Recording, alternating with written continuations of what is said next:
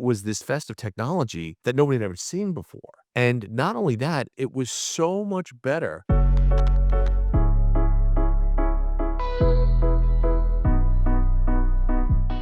Hey, welcome back to Between Two Pumps. I'm Terry McGean. I'm joined by Mike Musto and Terry Shea. And today on the podcast, we're going to talk about Japanese cars. And I would have said JDM cars. We are going to talk about JDM cars, but let's clarify first what those are. You hear that term all the time now. It's kind of misused. JDM stands for Japanese Domestic Market. The term was originally coined to talk about Japanese cars made by Japanese manufacturers for Japan and not for other countries. But we're going to talk about a broad swath of Japanese cars today. And I'm going to kick it off by saying that I think we three are all of a generation. Well, we're Gen Xers.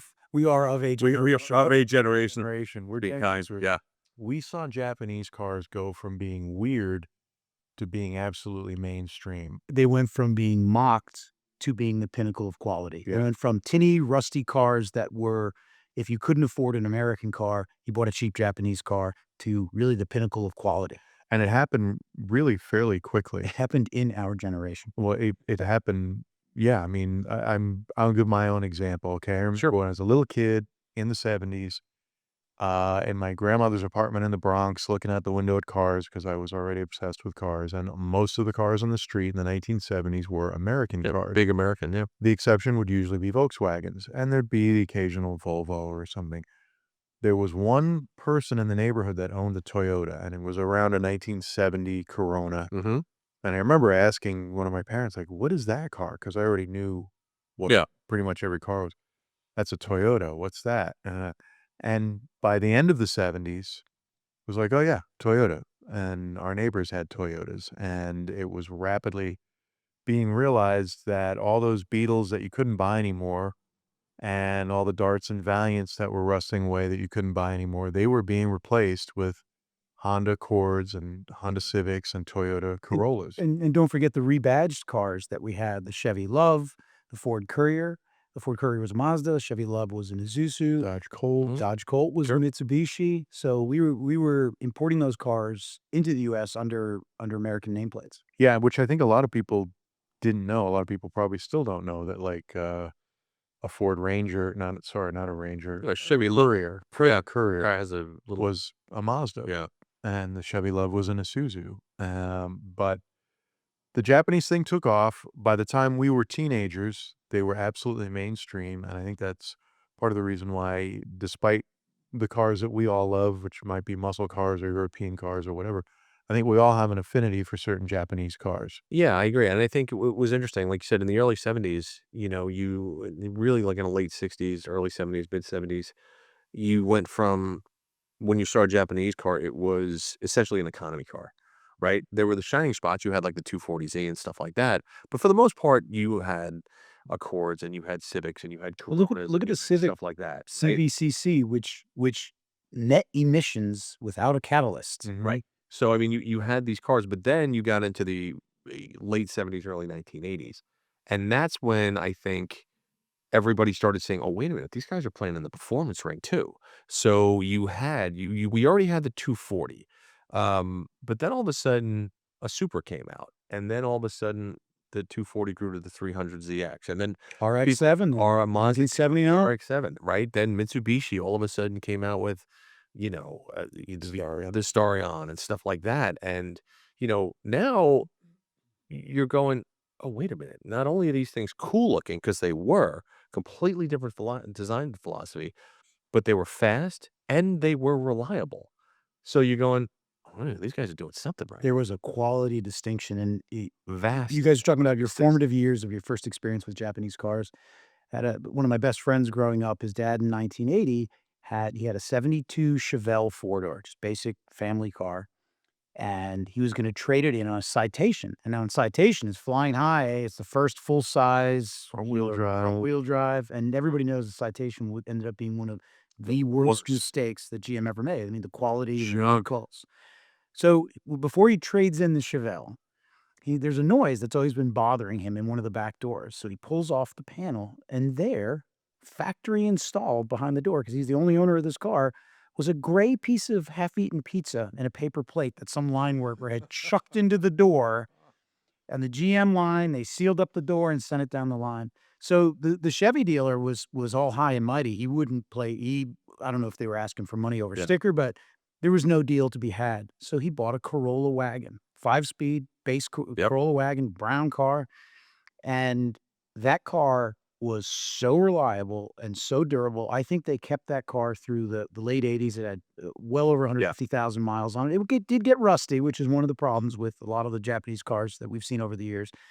But that car completely turned around my friend's father's mind about it. And it's funny, the next car they replaced it with was one of those Chevy Novas that was made at the Nummi plant in California alongside the Corollas. Yeah. Yeah. Yeah, there's Another captive thing. a million stories just like that from Right. that time period, and I can remember in my neighborhood, growing up as a little kid in the '70s, I always remember this one house because in the TV show, That '70s Show, remember the main family, Mhm.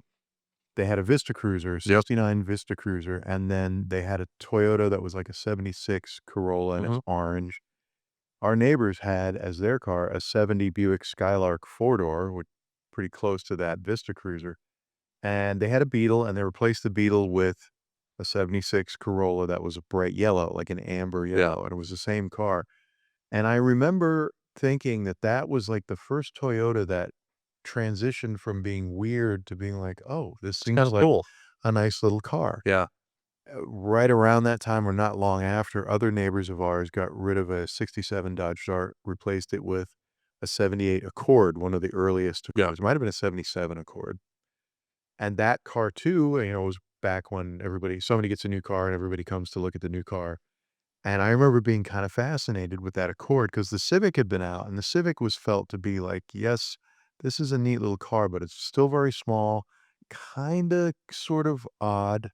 It wasn't too odd, but the Accord seemed like a real car and a nice car. And of course, it proved to be an Yeah. excellent car just in terms of He was to be excellent. Well, I think that's when, when those cars started coming out, that's when you start to notice build quality differences also, right? Early 80s Accords, Civics, Celicas, all these things. Versus the Citation. Yeah, you got into the car. Volare, Well, yeah, Aspen. you would every switch, every knob, every button was a quality piece, and it felt like a quality piece.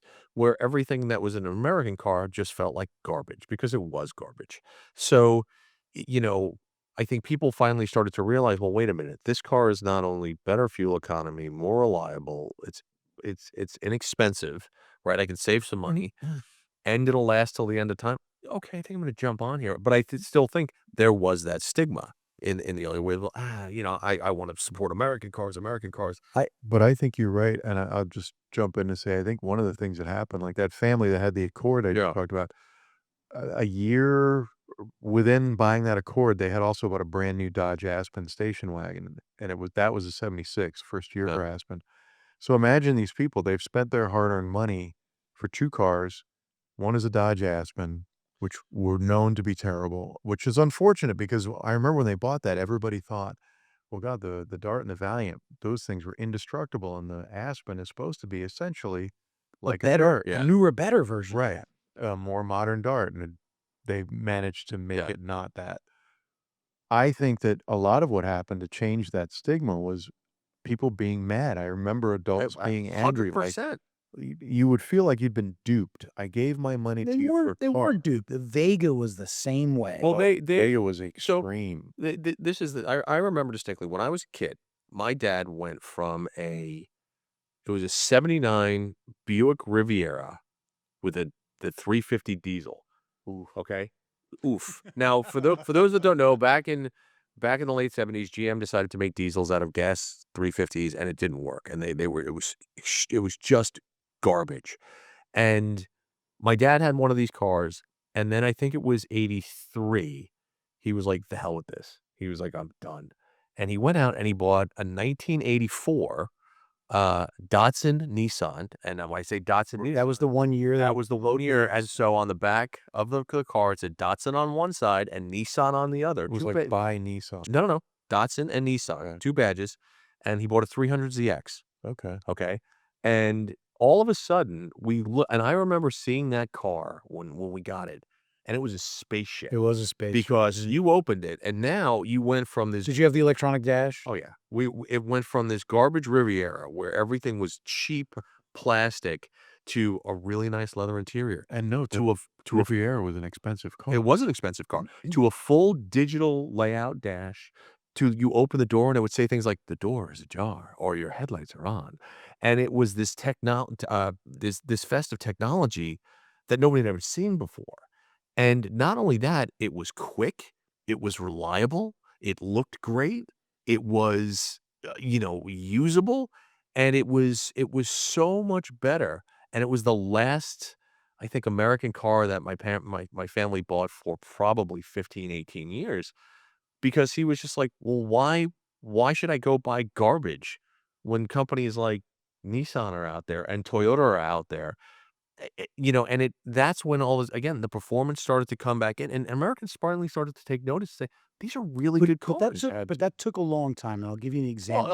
only took about 12 years. I would say that Long. for American car buyers, I've always bought the small Chevy, right? So, maybe they went from a Corvair to what, a Chevy 2 or a Nova. Citation comes out, or Cavalier comes out. Well, the Citation was an X body. It was intended to replace the Nova. Yeah, yeah, the standard car, and as opposed to the full-size car Mhm. then. But they also had the, Cavalier comes out in the early '80s, '82 or so, Yep. 81 or '82. And because GM had such huge market share, by the 1970, GM sold half the cars in the Sure. US. Half the cars that drive in the US were GM, and that's down to, like, 38% by the late '70s. And, "Oh, they'll buy anything." The Cadillac Cimarron is an embarrassment. There are Yeah, a people lot of but there were embarrassments. people that were loyal, and I know people that stayed loyal to Chevy well into the 3rd generation Cavalier, Sure.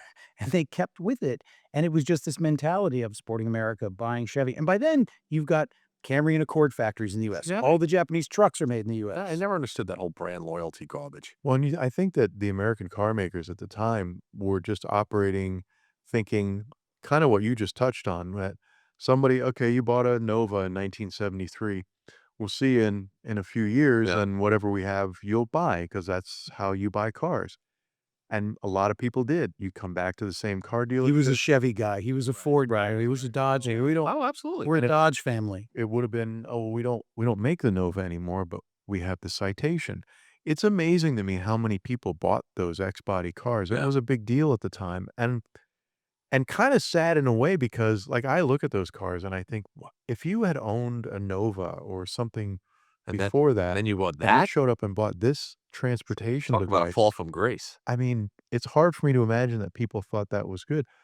I can imagine that people would slide behind the wheel of a brand new one and drive it around and think, "Oh, this is," because they were compact and they were kinda nimble, and I think that appealed to people. So then But they, as we know, they turned out to be really terrible cars. So then when did you first start, like I said, my first experience with a Japanese car was really that 300ZX, right? From a personal experience. I was still a kid, got in it, and all of a sudden, spaceship dash, reliable, sounded good, great stereo, great materials, blah, blah, blah, blah. You know, now kind of, as an adult in my 50s, I look at these things and I go, wow, there are so many cars now that I want that, I went down the whole muscle car route and then got into 4x4s and trucks. And then It's like you dismissed it for this, generations. that's exactly right. And then, Porsches, Mercedes, all that stuff. Like I've sampled everything. The only group that I haven't sampled really is the the JDM cars. And there are so many now that I look back on that I'm like, oh, I want those. And part of it is obviously nostalgia, right? Um, but the other part is Because the '70s, early '80s Corolla is a pretty tinny car. I know I mean, it they're is. pretty tinny. It is, but there's stuff that I look at now and I'm like, "Oh, I really want one of those." And it might not be the super mainstream ones like a GTR or stuff like that, but there are some oddball ones out there that I look at, I'm like, "Oh, man, that would be what a Uh, cool the piece." the light bulb goes on for me. The first is with, my friend's father who bought the Corolla wagon that my friend ultimately drove in high school. We were talking about experiences of dismissing Japanese cars. This dumb stuff I did as a kid. Because, it's rah-rah, buy Sure. American. We had neighbors. They were World War II vets, and they had a Datsun wagon, and they were over one time, and I think there's mist on the window, and I think I wrote, like, Japanese junk in the Yeah. window or something, like, just some stupid Yeah. shit that a kid would Yeah. say or I repeated from somebody. And they kinda called me out on it, and it was embarrassing, and it should be.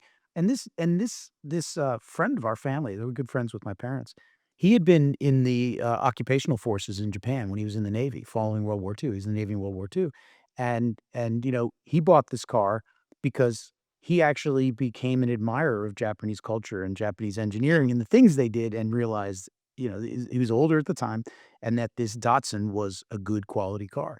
And so those experiences and I think about, I had several friends in high school that had Corollas, and again, they were tinny. They were tinny cars, and my brother, first new car he bought was in early 1985. He bought a 1984 Camry, so a first generation Camry. It's kind of a leftover, Mhm. and he was in the military, and he would drive all over the country when he get posted at different bases. Uh, and in 9 years or so, he put 225 or Yeah. 235,000 miles on it. It did have some rust because there was a lot of driving in the Northeast. That car is probably still driving somewhere. Yeah. It was so remarkably reliable, and he would fill it with everything he Yeah. owned. He couldn't see out of it, Yeah. and he would drive to the next posting or whatever. And I was thought, "Wow, like, he has done nothing to that car except oil changes Right. Yeah, and filter changes." I would say one of my early experiences, I had an uncle who bought a Corolla, a 1980 Corolla in probably 81 or 82. It was a very late model used car. He bought it from a Toyota dealer, and it was a two-door liftback, but it was not an SR5. It was automatic. Because he was buying a used car, he would have bought a stick, but that's what they had. But this car was a dark blue metallic that was a nice color, and it had a white interior, which was unusual. Most of the cars that were that color had a blue interior, but Was it vinyl? it was vinyl, and it was sharp. Like the carpet was black and the dash was Fastback? black. It was a Fastback, fastback, hatchback, yeah. two-door? Yep.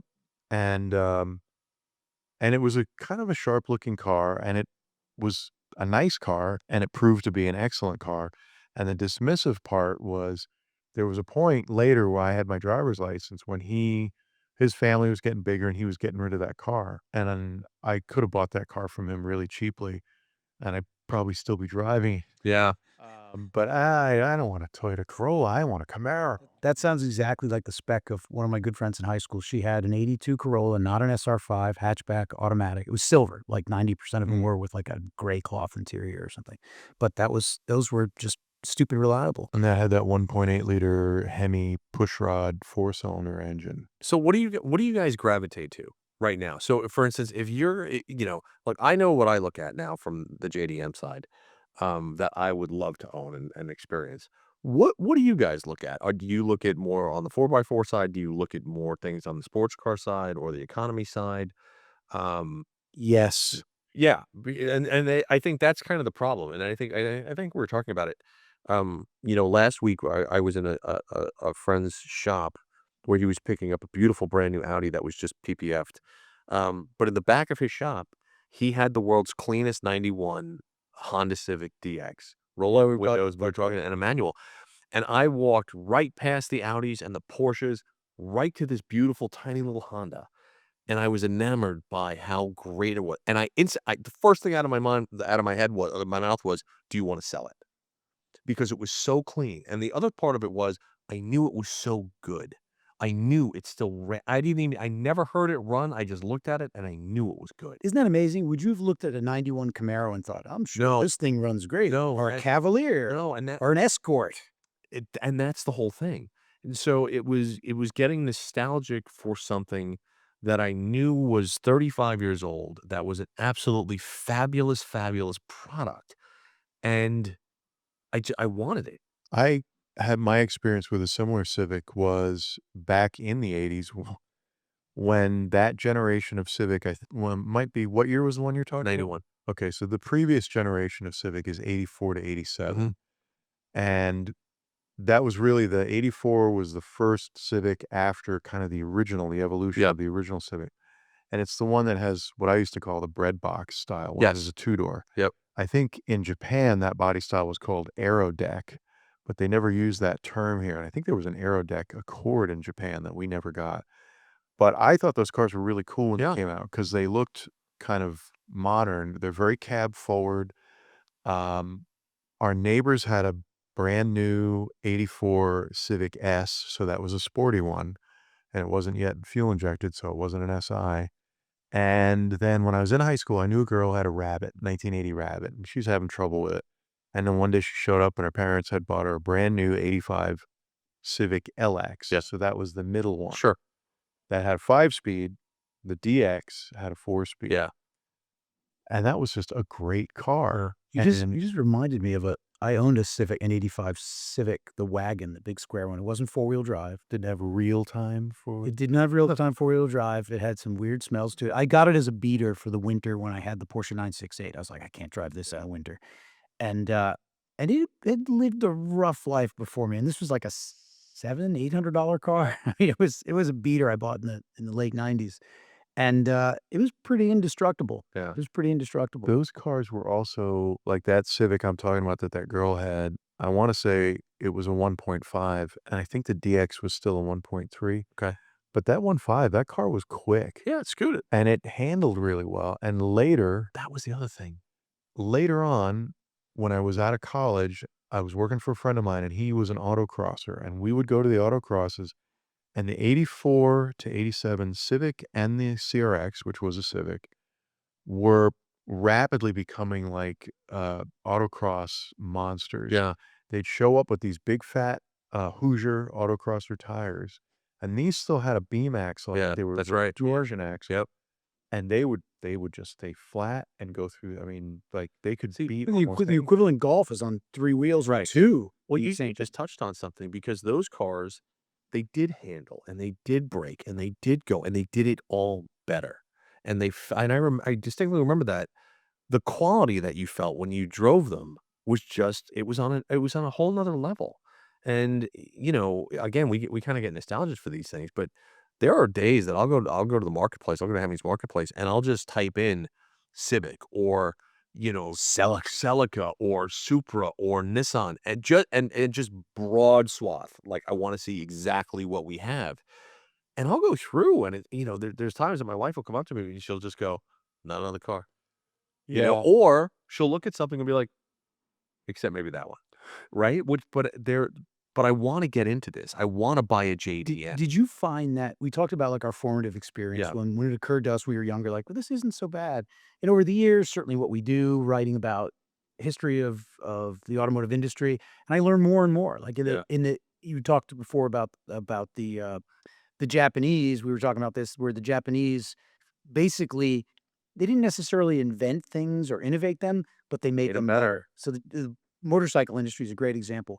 By the mid-60s, Honda is dominating Grand Prix racing, and I don't know if you've ever heard of the RC166. It was a 250cc Grand Prix racer, six-cylinder, revved to 18,000 RPM, and this is when the two-strokes are coming on, and Yeah. Honda had always tried to keep their racing, as a four-stroke, as cleaner four-stroke until very late into the 1980s, 1990s.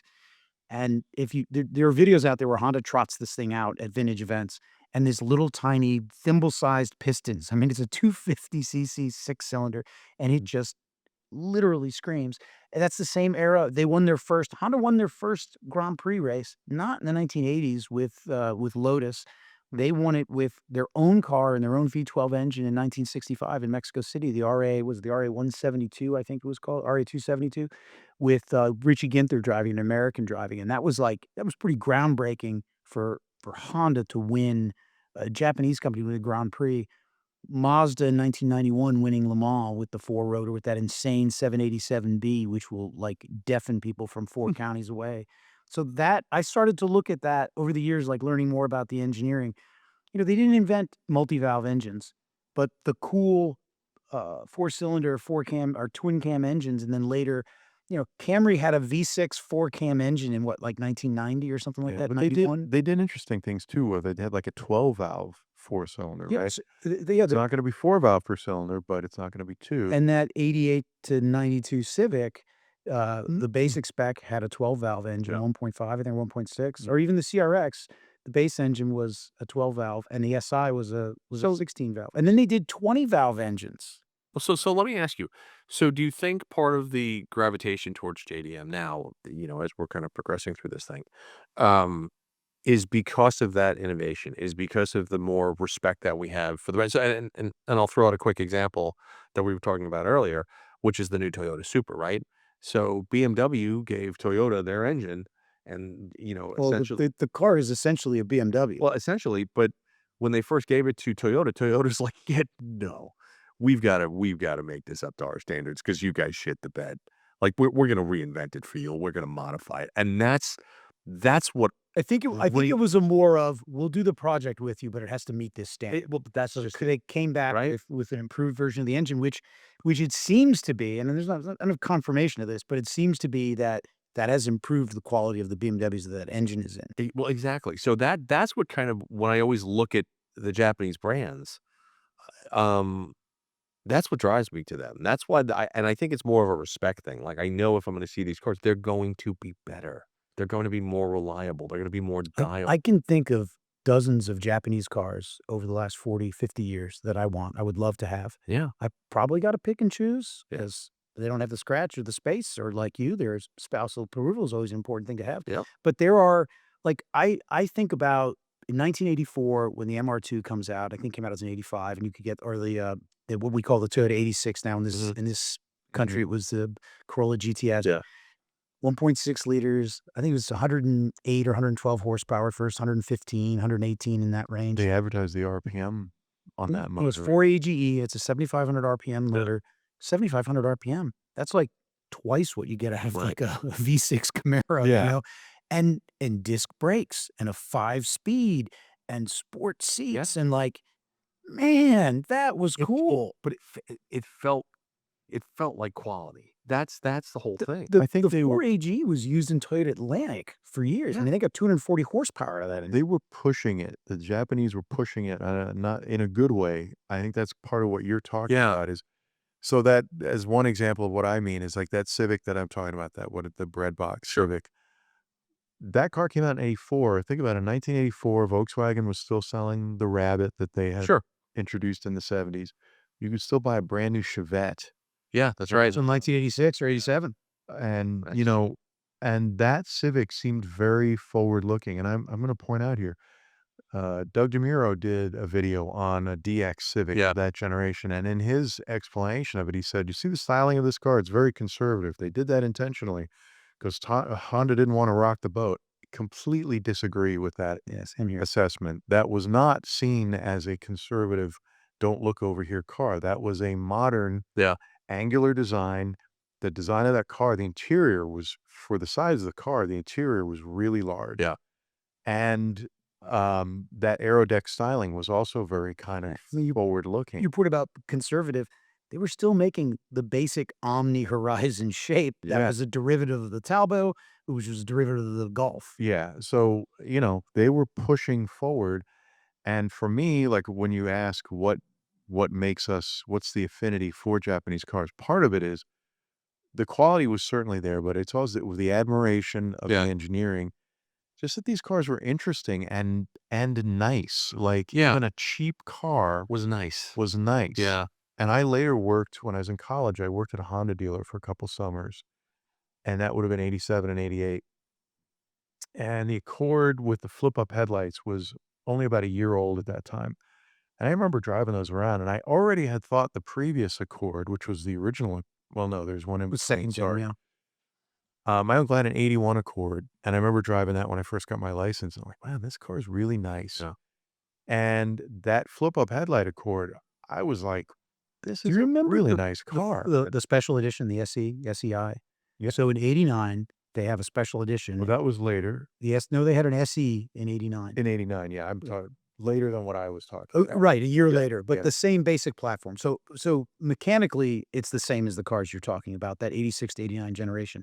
But you got leather interior, you got unique paints, like I remember they had a bronze or a Mm. dark brown metallic, and they had some other trim differences to give it a luxury look. And it's really kind of like they're playing off of the Acura Legend that's getting good reputation going for it. And it was like they had one of those. I drove one of those for that summer, and I thought, "Wow, this is They're good. really not just like, hey, everything's Yeah. quality, it's fit together." Like, This is really nice. So I will say the years I was there in 87 and 88, the top of the line Accord was the LXI. Mm. And it came with alloy wheels, fuel injection, that was the I, Yeah. Yeah. and a sunroof. And you could have a dealer installed leather interior put in one of those cars. And I knew somebody who did that later. It was expensive. But again, exactly to your point, even before they got into the special edition versions, like it was just nice. Yeah. It drove well. It was comfortable. It looked kind of cool. And the Prelude SI It at was a that great car. was and it was Oh, closely and it looked related good, to and it was Toro. quick, and it was sporty, and It it was just things like it's four-wheel steering. that When that came out, was that in came out 80. later, but yeah. But I mean, that's the innovation there. I had a buddy of mine that had one when we were in college, and it was spectacular. So let me ask you guys, what would you get right now, right? Because we all have stuff in our garages. If you could go, yeah, I know it's a All right, tough I've one. no, I've oh, oh, But I've got an answer. okay, I've definitely got an answer. If I were to buy a collectible JDM car, or yeah, we say JDM, we mean a Japanese car. I would love a first gen. I'm gonna go resto mod. I'm gonna go resto mod okay, because I get to pick and choose. it's your car. You do whatever you want. A first gen Celica. I'm willing to accept a notchback because those cars have gone quite a bit up in price. And I would like to put behind, instead of the 22R, whatever it had previously, I think it was like 110 horsepower was one of the top engines in there. I want to put a modern fuel injected multi-cam Toyota engine behind it. I want to do a Toyota engine, and I want to back it with a manual transmission. So ideally like a 2GZZE, which is the engine that was in the final Celica GTS, the Lotus Elisa, the Toyota Matrix XR, the Vibe GT. So it's 8 or 9,000 RPM, Okay, 170 to 190 horsepower spec, backed by manual transmission, rear wheel drive, and I would probably do little subtle fender flares. okay, Some small rally wheels. They weren't large diameter wheels, but big fat rubber on it, and some nice period sports seats. okay. Just a quick little car. Like, it's funny to me, I'm at that point now where I don't want a 400 horsepower Celica, but like 175, 200 horsepower Celica, they're only a Yeah, couple thousand pounds yeah, soaking wet. That's a great math yeah. right there. That's really good math. Okay, Terry, what about you? There's different ways to go when I think about Japanese cars because I'm kind of waxing on here about cars I remember. There's a lot of cars I'd like to drive again, Yeah, like that Prelude, like one of those Civics. If I were to own one, I'd probably only want to own it for a little while, not because there's anything wrong with them, but just sure. in that limited stable size. But one of the cars that I would like to have was, again, not a fast car, a Celica. I admired the 83-ish Celica. Well, an angular. Oh yeah, Yeah, the angular car, and a great looking car. and there was one that in particular that I remember looking at in the '80s, not to buy, just seeing and thinking, it dawned on me while I was in Camaro Mustang mindset. That's a nice car. Notchback or fastback? It was a notchback GTS. 12. Oh, that's cool. So that's a 12. That's a isn't it? very cool car. So it has the super wheels and Yeah, flares. great looking car. I think disc brakes came with that. Yeah, they did. You're right. And it has the headlights. The one that I'm thinking of, the headlights that laid back Right. and they stood up. They changed it to flip up, I think, without changing the body style. But I can remember seeing a red notchback GTS with the layback headlights and thinking, man, that's a really nice Yeah. car. And it's funny because I saw one for sale several years ago, and you don't see those cars Right. anymore, which is another thing about older Japanese cars we should touch on, the fact that they're just not They've around. been driven into the ground. Yeah. Remember there was the Datsun B210 Oh, was everywhere in the late 70s, Yeah, and not gone. mid 80s they had disappeared. Yeah. So this Celica, even those are not really around. I found almost the exact car that I just Yeah. described to you.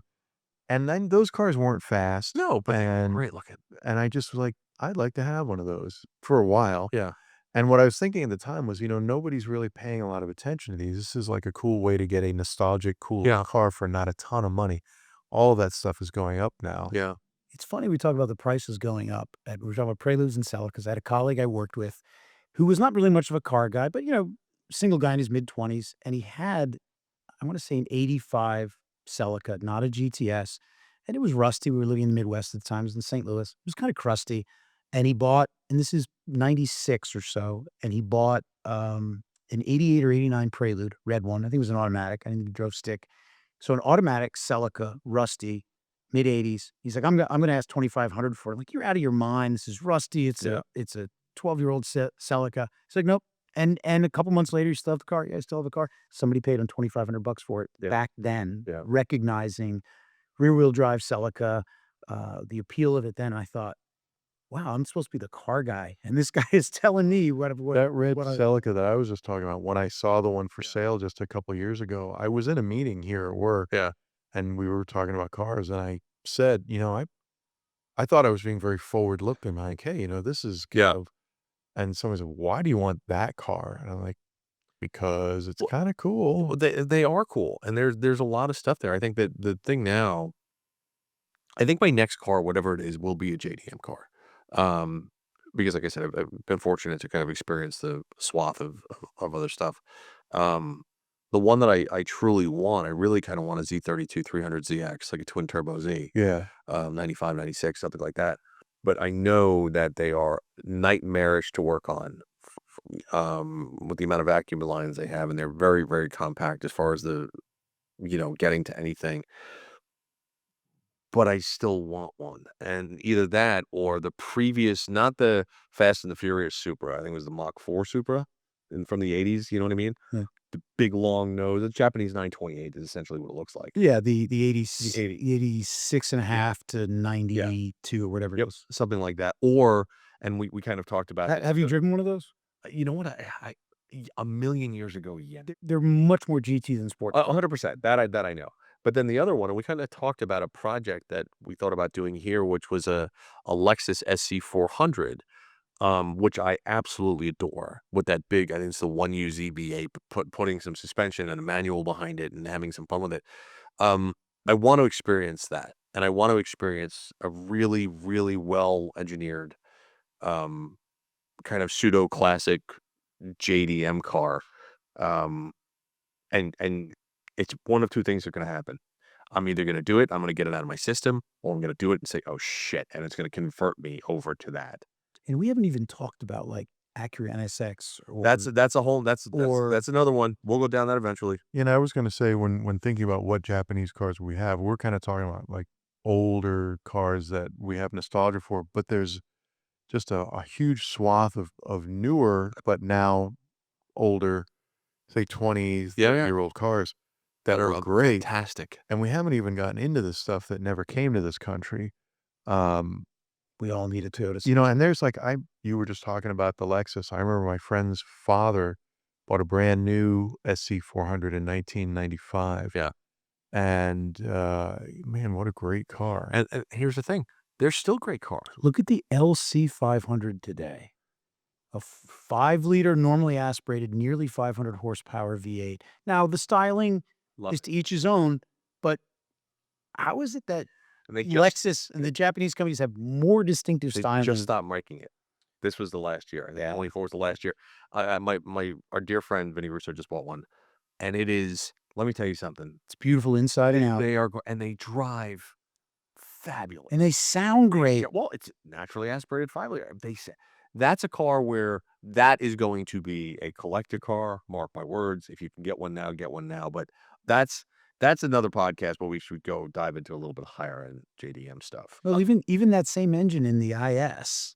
I was just going to ask you about the IS, not the ISF, but isn't there an IS 500 or Yeah. sedan with the 5-liter V8? Yeah. That to me looks pretty cool. Yeah, and everyone picks on that. Oh, the IS platform is 11 years old or 12 years So old, what? whatever age it is. Yeah, but it's got a normally aspirated V8 in it Yeah. that makes nearly 500 horsepower, like That's a pretty good 471. looking car too. Yeah. I like it. That pewter silver, the subtle curves they have around the back of that. I'm like, yeah, that thing's pretty awesome. I mean, it's 3 Series sized with a giant V8. Yeah. I've always thought Seems- IS was cool. The original IS 300 was a pretty interesting car. Yeah. Remember the wagon? Yeah. Yeah. What do they call that? I have no idea. Sport brake, something? I don't know. Sportback? No. But- Sportback. That's the Pulsar. Anyway, so there you go. That was, we dove into some JDM stuff. Again, I think all of us kind of are closet JDM people that are going to dive into this market eventually. Who knows? Maybe we'll get a JDM project car into the Hemmings Garage. Well, and you know what's cool, and what I was thinking when I was looking at that Celica that I was talking about was the JDM thing is popular, but it's not been ruined. Like, you can buy Japanese interesting, fun cars that aren't a fortune, and a lot of them probably will increase in value because the people who appreciate these cars, a lot of people, younger than us who are getting into this. So, you could have fun with a car that Yeah. you didn't have to pay a fortune for that. It's you might- more expensive than it used to be, It is, but it's still but it's not completely out of touch. Yeah. Really nice low mileage NSXs, 0 mile Yeah. Supra twin turbos. Yeah, those kind of cars are significantly that's more blue expensive. chip of this. Correct. That is blue chip of our JDM garage. Absolutely. But so many other cars to look at and have fun with, and I'm always flipping through the Celica pages on Hemmings.com. I'm like, oh, what did that come up? Because like my mind, I'm like, oh, that one is too nice to turn into a resto mod. Or, oh, the body's been done, but the interior is still a little junky. Okay, this one I wouldn't Yeah. mind sacrificing to that. Well, so do us a favor. Throw out some comments. Let us know what you guys like as far as the JDM stuff. And let us know if you'd like us here at Hemmings to do something. If you'd like to see a JDM project car in the garage with Terry and Junior, give us an idea of what you'd want to see, why you'd want to see it, what the direction is you'd want to see, because, we can do stuff, we can build stuff. We've got a fully functioning garage. So chime in, let us know. And then who knows, maybe we can make it happen. That'd be a lot of fun. Huh? we have metric tools. We have metric tools. That's true. So, guys, thanks for watching another episode of Between Two Pumps. Check out the Hemmings Marketplace. Find your dream JDM car there. And we'll see you next time.